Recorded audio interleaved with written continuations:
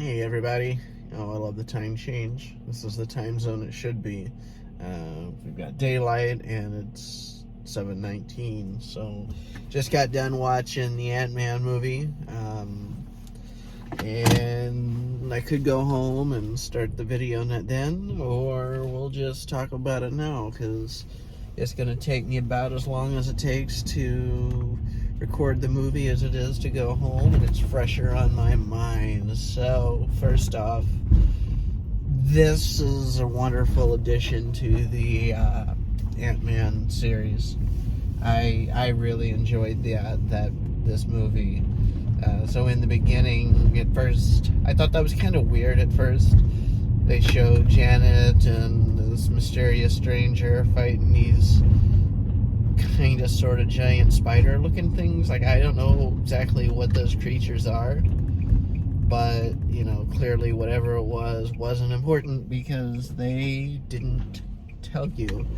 But so we find out that this guy is some sort of Time Lord. So we've seen this guy before, and I was trying to think where it was, but in the Doctor Strange, oh my gosh, I can't remember if Doctor Strange had a TV series or a movie, but either way, I think it was the last Doctor Strange movie that, it was. And anyway, we encountered this Kang guy first, and so there's definitely a whole bunch of people that are Kangs in all the different multiverses, universes, because there's a shitload of those guys, which is kind of scary, because they all seem like pricks. I thought they were all these creepy jerks. I didn't like the guy, but whatever. He is the villain. We're not supposed to like the villain, so they do a good job with that. But I thought that was too. So some interesting plot points that I thought was interesting was how, let's see here, Cassie made a machine that could communicate with the quantum world. So I don't know where they came up with the name Quantumania, because it was definitely like maniacal crap that was happening. But yeah, they had some. It was insane. They had like one part that looked like it was out in the country, like it was a weird planet type things. I always thought that world that they wind up on was like multiple planets, but as it turns out, it's like this one big quantum-sized Earth that's not so big. But yeah, so they find out that there's this war that's been happening ever since Janet left, and we start finding out that Janet kind of sucks as a person. She had essentially started a war. Not a soul on that quantum Earth likes Janet. The guy that's in charge doesn't like Janet because she's the reason that he got trapped there. The people that hate that guy hate her too because, well, she's the reason that they're being subjugated by him, and he took his prison and turned it into his empire. And so we find out too that Cassie had a suit, didn't tell her dad. There's all sorts of stuff that Cassie was up to that she didn't tell her dad. And her dad, back in Ant-Man, was more worried about his book, was more worried about, well, I think he was more worried about feeding his ego than he was actually being an Avenger. And I don't know, Ant-Man was like probably one of the least macho of all the Avengers. He's definitely good at what he does, but he doesn't act like he's a badass. And so I haven't figured out that's a good or bad thing, but it's definitely a quirk to his character. And I mean, don't get me wrong, I love the Ant-Man series. This was really good. But then we have the so they find out, and they get split up. They show up at the multiverse and they're split up. So you got Henry, Hank, whatever you want to call him, Hank Pym, the and Whisper. We have him, we have Janet, and there's Hope. And they're trying to find Cassie and Scott. So Cassie and Scott are trying to find Janet, and they wind up in jail. So that meant that was Cassie's third time and Scott's fourth time in jail. So, yeah. What a family of jailbirds, right? But anyway, so they want to find Janet, but because he's got the suit and stuff, Kang realizes that Scott's got the ability to shrink that core down. So that was crazy that the core was the thing that... So the core powers the ship that can travel multiple dimensions. And so that core being the size of, I don't know, a skyscraper, it's not very useful, and getting into it can cause all sorts of bad things to happen. Like there was that ginormous, like, I'm just going to say there were 50 million Ant-Mans at once that were all just possibilities, except for the real one. I think they called it a probability paradox or something. But either way, there was a crap load of them, and none of them could agree who was who. The Baskin Robbins got that was trippy as hell too, watching him show up. What are you looking at for? This is my uniform. I work at Baskin Robbins. These are normal clothes. I don't know what you're wearing. But yeah, he so they hear Cassie calling him, come home one more time, because they told him, the longer you're in there, the more your mind will destroy itself. And they didn't really say what it was, so when they said that, I thought maybe this was going to be a thing that they, that they were going to, like it was some sort of field that made him go crazy. No, turns out seeing 50 million of you will make you go crazy. I suppose that will... Okay, that qualifies. And then Hope shows up. There was a whole bunch of her, and I just thought it was crazy that Janet knew what the hell those were. And so it's like the people that are from that realm knew exactly what was going on, and the people that weren't didn't know a damn thing. So, yeah, that was definitely some crazy stuff there. But the battle scenes, so I love the battle scenes. Ant-Man makes himself enormous to try to take out the ship, or the ship that's getting ready to travel the multiverse.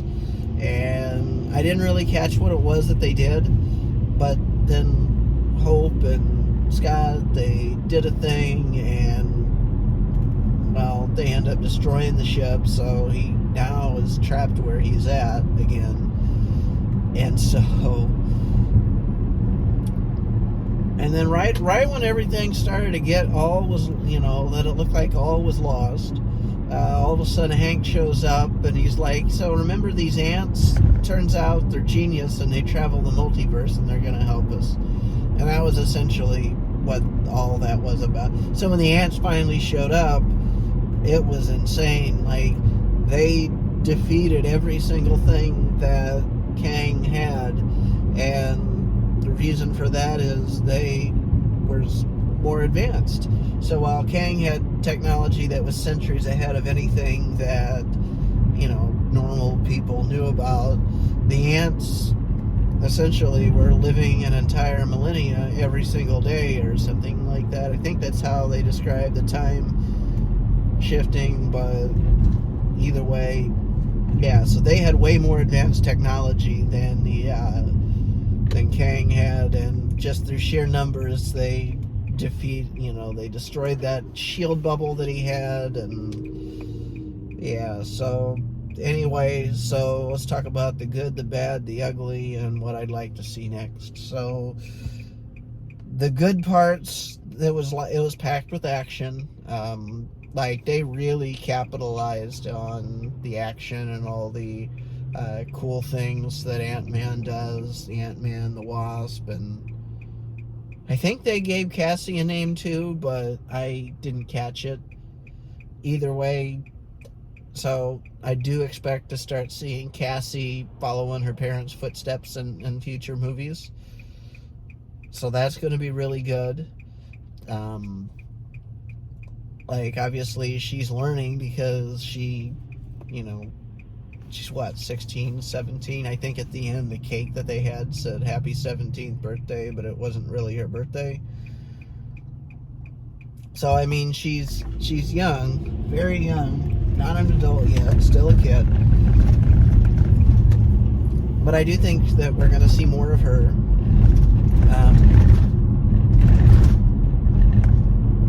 I just wish that Scott was more of a badass than he was. Like, they kind of play him as like not a badass, and yet he is. But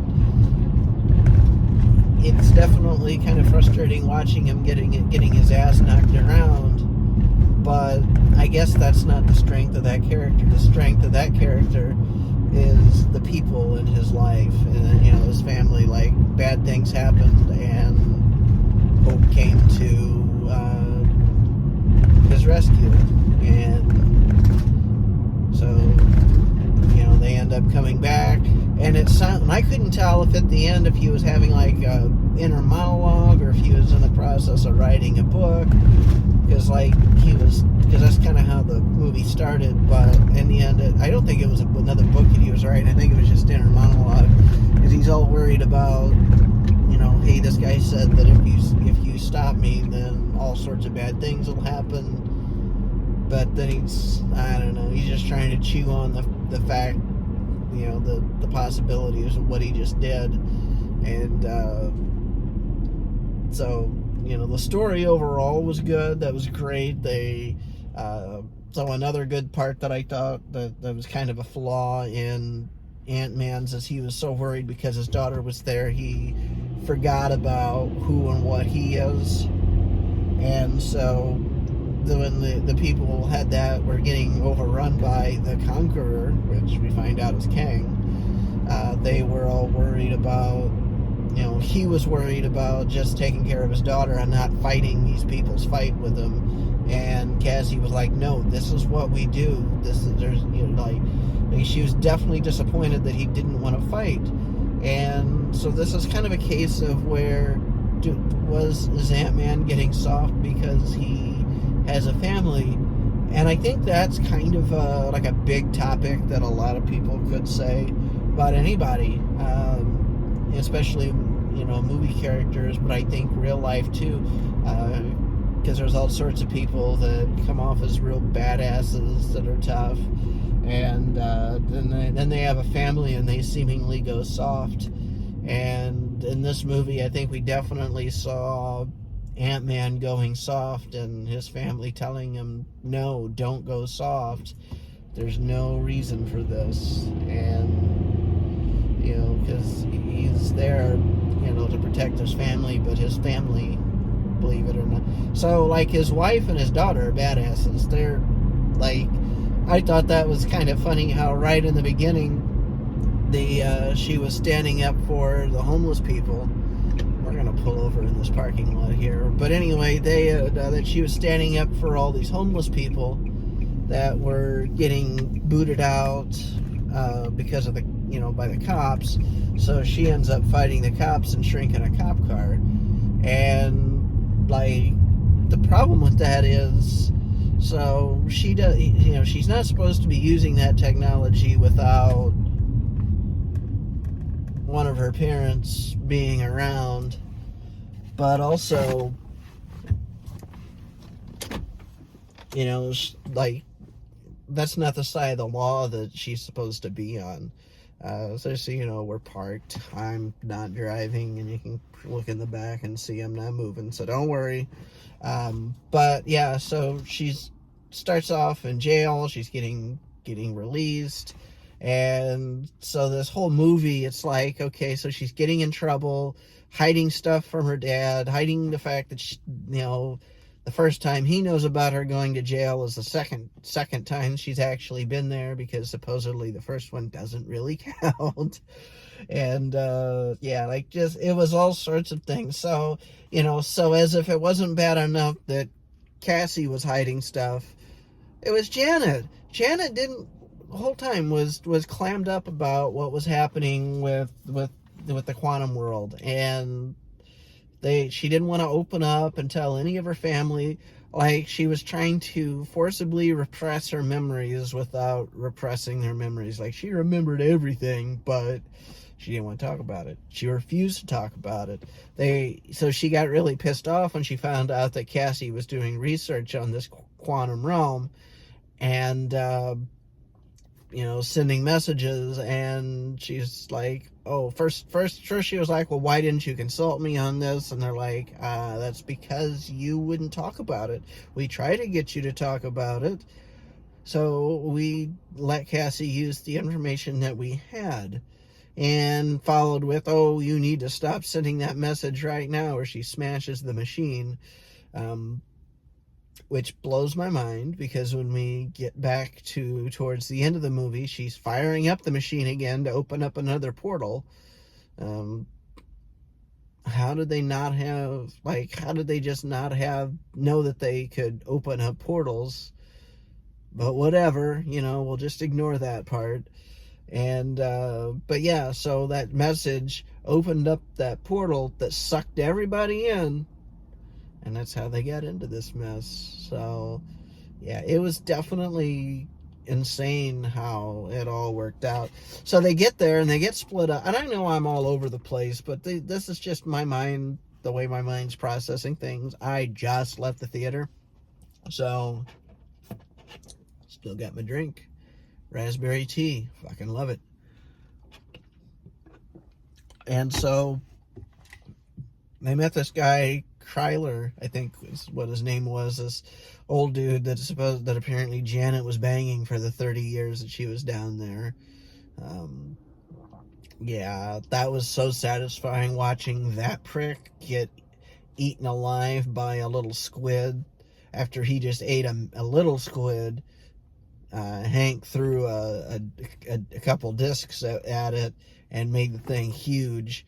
And yeah, he instead of being eaten, that was really screwed up. They had that little octopus in the drink cup, and he drank. The Kryler drank his drink, clearly getting drunk, but then right at the end, you could see he ate that frickin' octopus that was terrified of being eaten. It's like, what the hell, man? Like, the thing is clearly sentient, and you're just eating it. But either way, watching the dude get, reaching his demise by one of those octopuses right after he eats one was poetic justice. And yeah, but overall, let me think. Bad stuff in the movie. Yeah, I still think they should write Ant-Man to be a little stronger than they do, and by stronger I mean more of a badass, but I'm willing to forgive that. I mean, overall the movie was good. So, we see the little sneak preview at the end where they're talking about, we see the meeting of the Kangs, and there are millions of them. I don't think any of them are like good people. I don't think there's a single Kang in any of that, in the whole multiverse, that's a good person. They all suck. They're all evil. They all know everything, and that's really a dangerous person to be around. So, but either way, I really enjoyed Ant-Man. And if you've made it this far, if you know about what kind of crappy straws that AMC uses for their drinks, they're designed to be biodegradable, and I'm pretty sure that this biodegrades in saliva, because right after I started using it, it developed a crack. And anyway, but yeah, so I'm looking forward to seeing what happens next. So I believe it's next month. No, it's in May. No, maybe it's April. I'd have to look. We're coming up here in the next month or two, the next Guardians of the Galaxy movie. So I don't know if we're gonna see Kang in that one or not, but just judging from the previews at that it's definitely going to be some interesting stuff. So, but anyway, I'm going to conclude this review. We can continue the discussion in the comments, and if need be, I'll make another video just to talk more. But I don't think we need to do that. So, anyway, hope you enjoyed it as much as I did. Peace out.